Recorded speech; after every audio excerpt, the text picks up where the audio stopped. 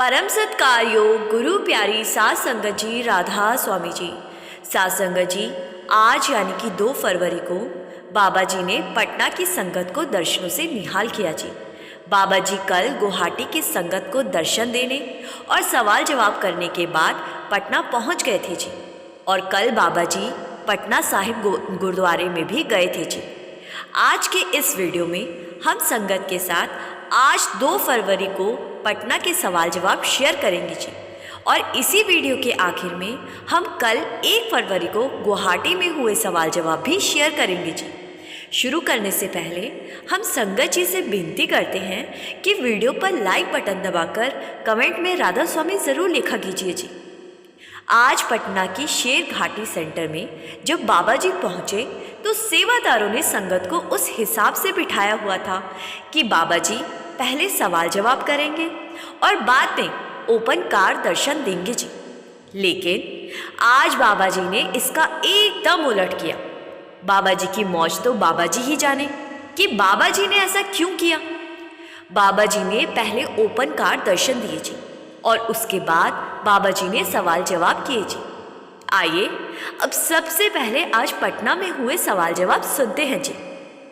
सबसे पहले एक लड़की ने बाबा जी से पूछा कि बाबा जी मुझे फोबिया है, मुझे ऊंचाई से फोबिया है, मुझे ऊंची जगहों से बहुत डर लगता है।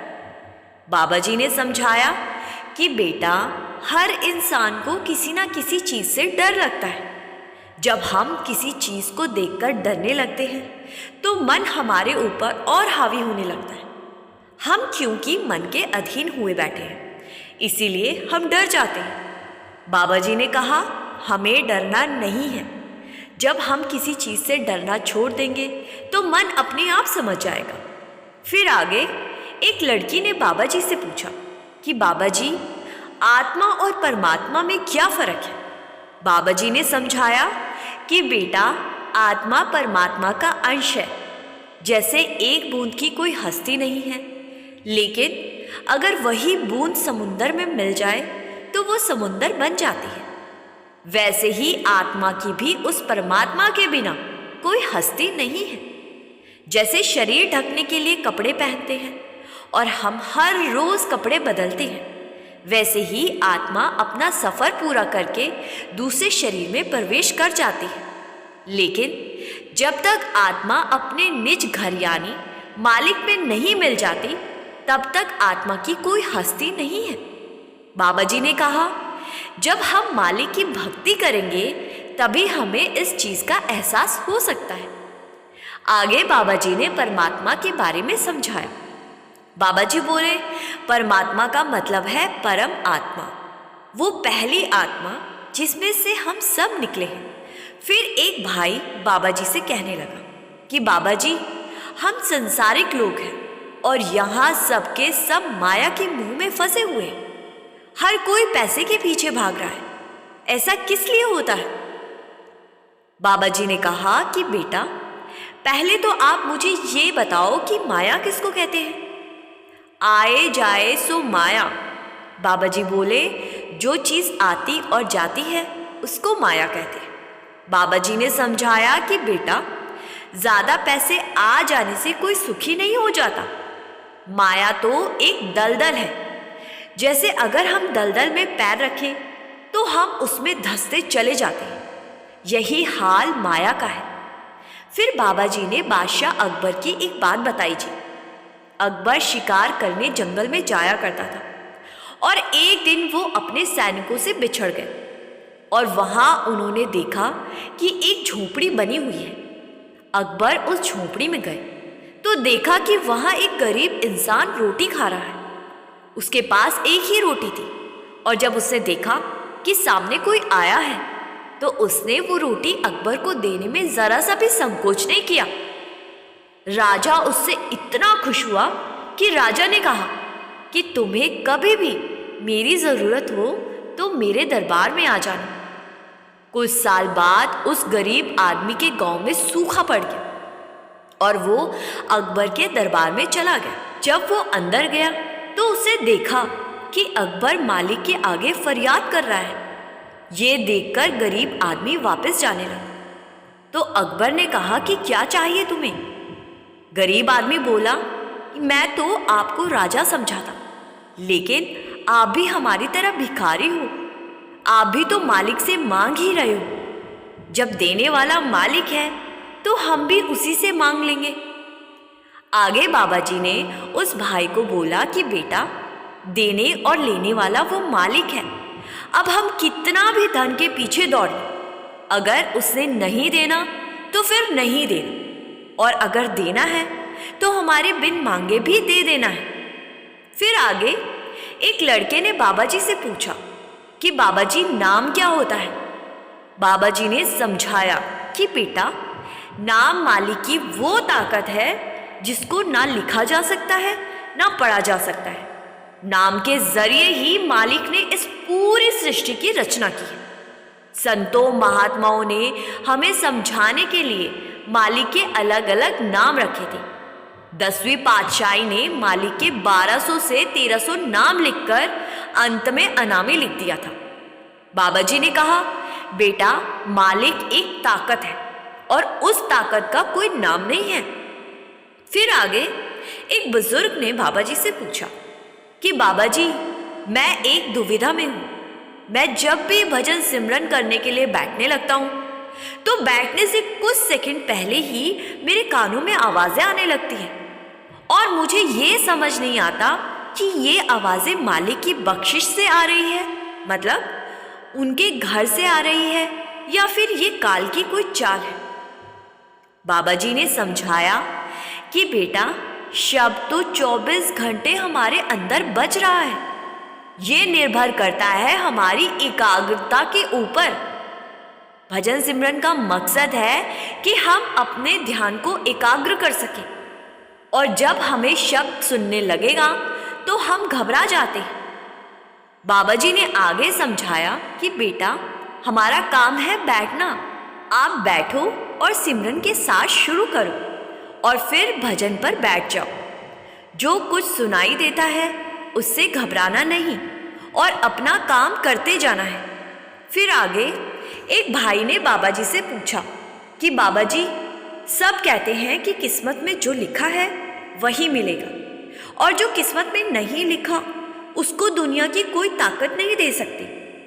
तो क्या जो मुक्ति होती है वो भी उन्हें ही मिलती है जिनकी किस्मत में पहले से लिखी होती है? बाबा जी ने जवाब दिया कि बेटा, हम कह तो देते हैं कि हमारी किस्मत मालिक ने बनाई है, लेकिन असल में हमारी किस्मत का निर्माण हम खुद करते हैं। किस्मत हमारे कर्मों के आधार पर बनती है। जन्मों से हम कर्म करते आ रहे हैं, और उन्हीं कर्मों को इकट्ठा करके हमारी किस्मत बनती है। अब हमें नहीं पता कि मालिक ने हमारी किस्मत में मुक्ति लिखी है या नहीं। हमें तो अपनी तरफ से कोशिश करनी पड़ेगी। अब अगर हम ये सोचकर बैठ जाएं कि सामने पड़ी रोटी हमारी किस्मत में हुई तो खुद मुंह में आ जाएगी, ऐसा तो नहीं होगा ना। उसको उठाकर अपने मुंह तक लाना तो हमें ही होगा ना।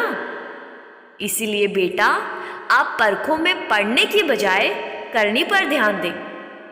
फिर आगे एक लड़की ने बाबा जी से पूछा कि बाबा जी, मैं बनारस से आई हूँ और मैं चाहती हूँ कि आप हमारे सेंटर में भी आओ।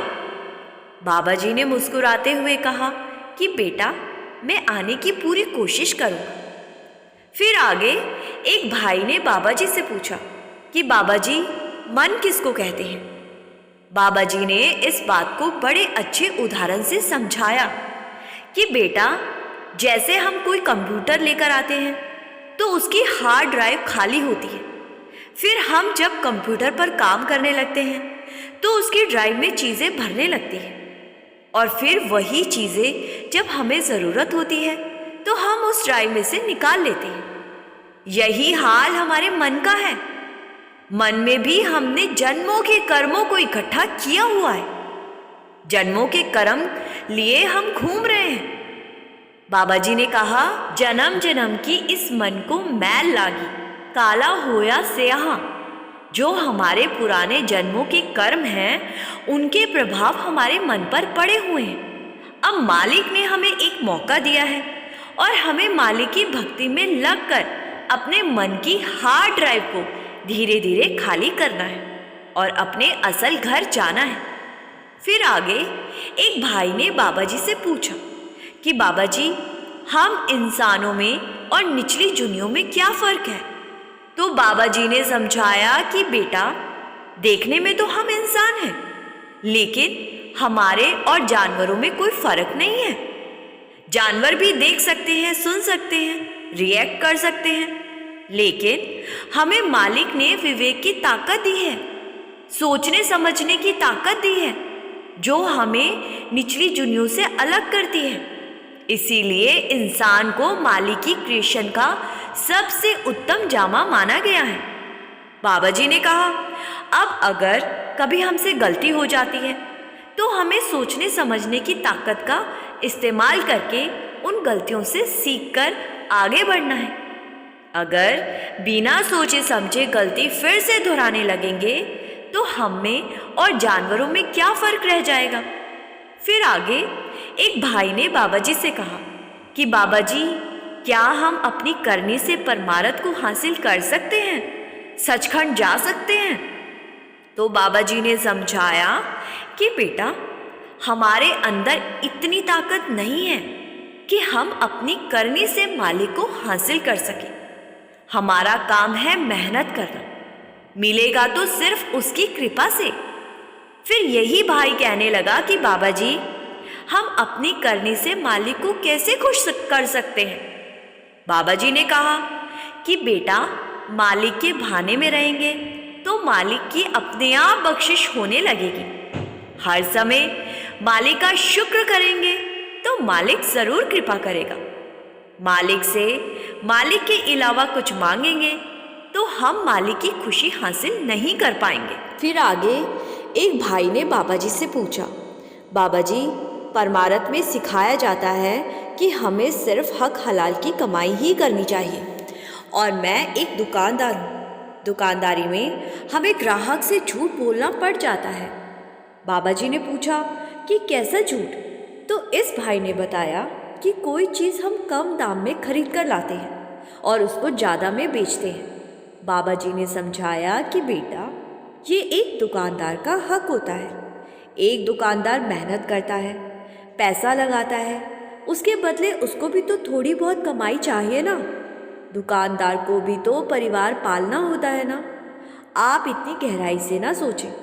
बस हमें एक बात का ध्यान रखना है कि हमें नाजायज़ नहीं करना, जो जायज़ रेट है वही लेनी है। फिर आगे एक भाई ने कहा कि बाबा जी, कुछ बुराइयां मुझसे छूट नहीं रही। मैंने बहुत कोशिश की है, लेकिन मैं छोड़ नहीं पा रहा। आप ही कुछ कृपा करो। बाबा जी ने समझाया कि बेटा, ये काम तो आपको खुद ही करना होगा। अब अगर हम बिना सोचे समझे और गलत कदम उठाते जाएंगे तो कल को हिसाब तो हमें ही देना होगा, और हिसाब किताब के समय हमें मालिक याद आने लगता है।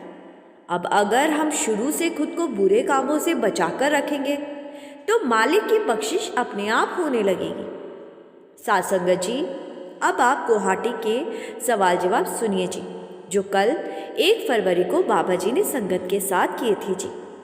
अब तक जो सवाल जवाब आपने सुने वो आज सुबह 10 बजे पटना की संगत के साथ हुए थे जी।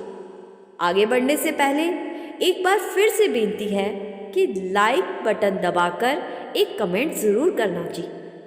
गुवाहाटी में एक बेबी बाबा जी से कहने लगी कि बाबा जी, बहुत समय के बाद आपके दर्शनों का मौका मिल रहा है। आप हमारे सेंटर पर आए, आपका बहुत बहुत शुक्र है। बाबा जी ने कहा कि बेटा, शुक्र करना है तो बस उस कुल मालिक का करना है। उसी के हुक्म से सब कुछ हो रहा है। इंसानों का शुक्र नहीं करना।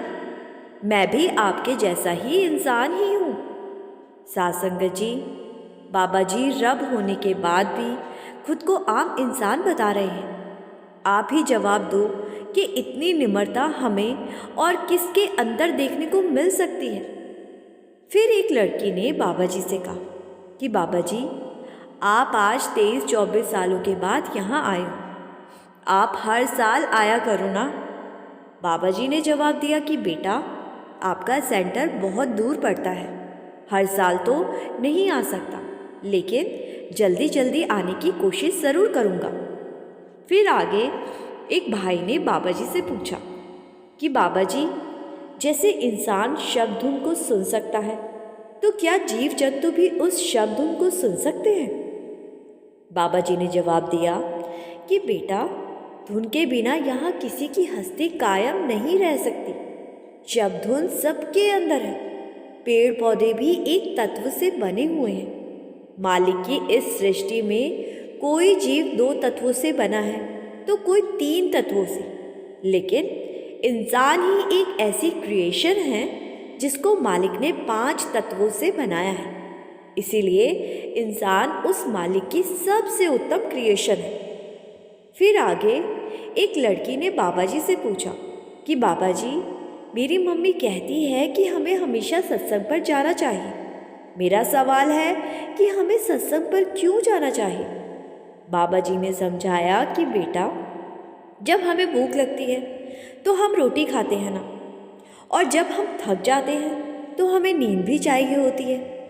शरीर के लिए हम इतना कुछ करते हैं, लेकिन अपनी आत्मा के लिए भी तो हमें कुछ करना चाहिए ना। आत्मा के लिए सत्संग पर जाना ज़रूरी है। आत्मा की तृप्ति तो तभी होगी ना। फिर आगे एक लड़के ने बाबा जी से कहा कि बाबा जी, मैं आपका ड्राइवर बनना चाहता हूँ, मुझे आप अपने साथ ड्राइवर की सेवा पर लगा दो। बाबा जी ने समझाया कि बेटा, पहले हमें अपनी जिम्मेदारी समझनी है, खुद को लायक बनाना है। मालिक से हमें कुछ मांगना नहीं है। जब मालिक को लगेगा कि हम उस लायक बन गए हैं तो मालिक अपने आप हमें दे देगा। बाबा जी बोले, बिन मांगे मोती मिले, मांगे मिले न कोई। फिर आगे एक लड़के ने बाबा जी से कहा कि बाबा जी, मुझे कभी कभी गुस्सा आ जाता है तो मैं अपने माता पिता पर भी गुस्सा करने लगता और बाद में मुझे पछतावा होता है। बाबा जी ने समझाया कि बेटा, माँ बाप की हमेशा कदर करनी चाहिए। अगर माँ बाप से लड़ेंगे तो कल को हमारे बच्चे भी हमारे साथ यही करेंगे। माँ बाप की इज्जत करो और उनसे प्यार से बात करो, उन्हें आपसे और कुछ नहीं चाहिए। फिर आगे एक लड़का बाबा जी से कहने लगा कि बाबा जी, मुझे अभी नामदान नहीं मिला, मेरी उम्र अभी नामदान लेने लायक नहीं हुई, तो मैं मालिक की भक्ति कैसे करूं? बाबा जी ने समझाया कि बेटा, आप मेडिटेशन कर सकते हैं, आप सत्संग सुना करें, परमार्थ की किताबें पढ़ा करें। बाबा जी ने कहा, हमें तो खुद को उस मालिक के लायक बनाना है। अगर नामदान से पहले अपनी नींव पक्की कर लेंगे तो कल को भजन सिमरन में परेशानी नहीं आएगी। बाबा जी ने कहा, हम जल्दबाजी में नामदान तो ले लेते हैं, फिर हमसे संभाल नहीं हो पाती। किसी भी चीज़ की जल्दबाजी नहीं करनी, पहले हमें खुद को लायक बनाना है, उसके बाद ही इस रास्ते पर चलना है। साथ संगत जी, ये थे कल 1 फरवरी के गुवाहाटी के सवाल जवाब। हम संगत से बेनती करते हैं कि इस वीडियो को शेयर ज़रूर कर दीजिए जी, जिससे कि सारी संगत पटना और गुवाहाटी के सवाल जवाब सुन सके जी। वीडियो को लाइक करके कमेंट में राधा स्वामी लिखना मत भूलिए जी। और जो संगत पहली बार इस चैनल पर आई है, उनसे भी मेरी बेनती है जी कि वो संगत के अपने इस चैनल रूहानी सफ़र को सब्सक्राइब कर इस चैनल का एक हिस्सा ज़रूर बने जी। गुरु प्यारी साथ संगत जी, राधा स्वामी जी।